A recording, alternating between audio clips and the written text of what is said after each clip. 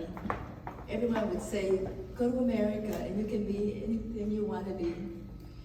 And I'm so lucky to have come to Lawrence, Massachusetts, because I have overcome all the obstacles that I have had in my life, and I have pursued all the dreams, even the ones that I never thought I would have achieved.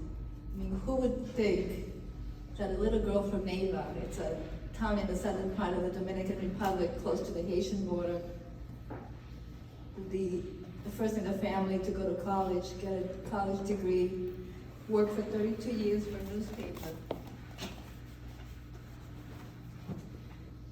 This is the visa I had when I first came here.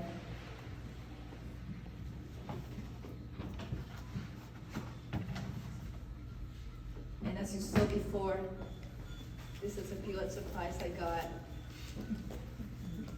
And I owe it all to Dr. Campignon. Thank you, thank you, thank you so much, Dr. Campignon.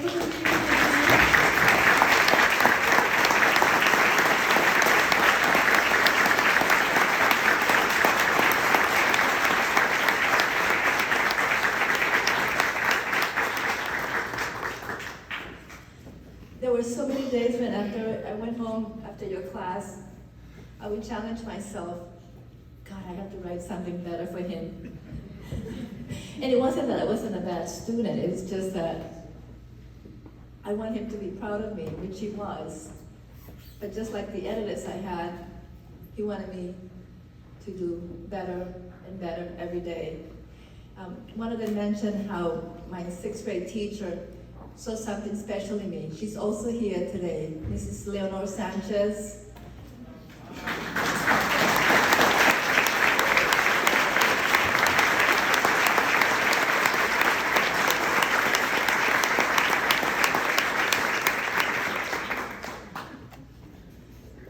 When I think of Lawrence, I do think of the people, the beautiful architecture, but what really made Lawrence special to me were those wonderful, wonderful teachers.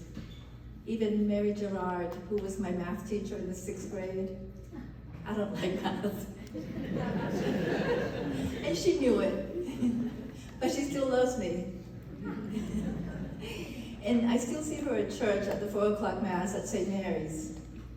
And she always tells the story of how one day I told one of the children, look, that's my sixth grade teacher.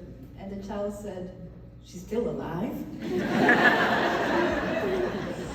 But that's the bond that I made with the teachers and other people that I grew up in the city. I fell in love with Lawrence from the moment we moved here. I came in 1975. Yes, it's almost 50 years ago. So you probably know that I'm getting up there in age. But we lived on Jackson Street, and I remember walking, I don't have to read my speech anymore, because now I know. I remember walking from Jackson Street across the Common to go to the Oliver School. And I still remember room 101, my homeroom with Mr. Soroyce. I don't remember his first name, because back then you never knew their first names. But I remember walking through the Common, I would read the monuments, and I would wonder, who is this street named for? Or who is this person who died in this war? And when I got to the high school, I remember asking Dr. Campignon, I don't know if he remembers, but I asked him, is the Common named after you? Are you famous? But he went on to tell me the story about his uncles. And one time when I was walking through the city, I went by Appleton Way. In my mind, I thought it was a former farm because apple, tons of apple. But it wasn't so. Lawrence is a microcosm of the United States. I remember learning so much about the history of people through the festivals, the Feast of Three Saints. Here we have Carl Russo, the polka masses, Holy Trinity Church. I love them because they would play polka music, and then we had pierogies after. So it wasn't like just reading in a history book. It was living history, talking to people who would make the pierogies, who would make the other stuff, the music, the dancing. Going back almost 50 years, like I said, it's been fascinating, and I would not have wanted it any other way. I am so proud of being a Laurentian.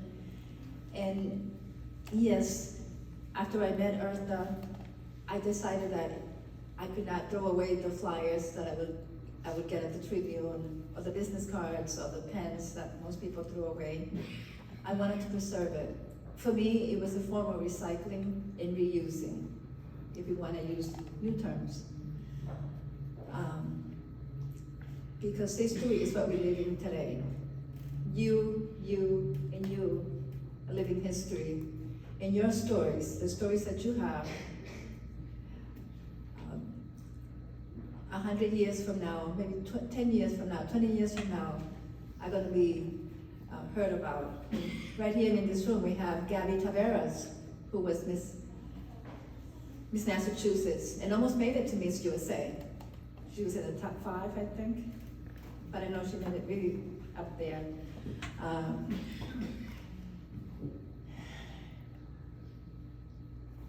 Just bear with me, because right now I'm thinking of Michael and how wonderful it would have been for him to be here with me, but I know that he's here in spirit.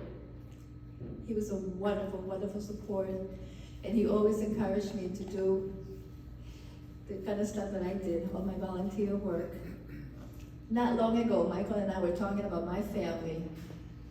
We've been here for 4 generations now, and he told me how my family is a great example of the American dream. We came here with very little. A lot of us have graduated from college.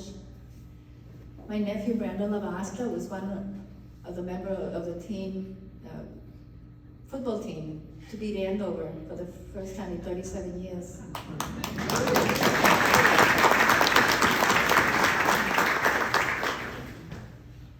And that's why it's so important to me to continue collecting for the Immigrant City Archives. I know I'm calling it the wrong name. So Lawrence History Center. But there are names that I can always, I will always remember. But anyway, and it's also interesting how people opened up to me to tell me their stories. I was an instrument to let others know their struggles, their happiness, and I loved it because it was a teaching moment. When I went to college, I wasn't going to be a reporter, I was going to be a teacher, but I flunked out the first semester. I was ashamed of coming back to Lawrence after flunking out, so I decided to get a job at a newspaper, and that's where I fell in love with writing. Even before that, I was in love with writing. I started writing after my mother died. That was my way of grieving, because I could not go say goodbye. In fact, I wrote a poem about that, and the Lawrence Latin Lions Club had a contest. And back in 1998, Kathy Neff wrote a story about me and how I won that contest. And 30 years later, Kathy and I worked together. So life goes around in circles. If you take one thing away from tonight, it's that don't throw anything away. Don't. It doesn't mean that you have to have rooms full of papers, stack of paper. No, you save a lot of stuff that have meaning to you and to your family. Also, I encourage you to talk to your elders, your grandparents, your great-grandparents, just to learn about what their life was like in their old country or even here in the US. For example, my Aunt Daisy, who's here, she was one of my 2 aunts who raised me. She worked in the shoe factories in Lawrence. My Aunt Elpidia, she worked at Greco Brothers in Lawrence. And I take great pride in that, because they're no longer here. Those companies are no longer here. but I can say with pride, my family was part of that legacy. And I encourage you to also do your oral history. That's something that we're losing today because we text instead of calling. But sit down with somebody that's older than you and just ask them questions. What was it like growing up? What did you do? What did you do for fun? Nowadays, most people are just on a computer, texting or doing video games. I do it myself. I do Lumeno all day. But it's good to talk because that's how we learn about each other. And by learning more about one another is how we get to know one another, love one another, and respect one another. One last thing.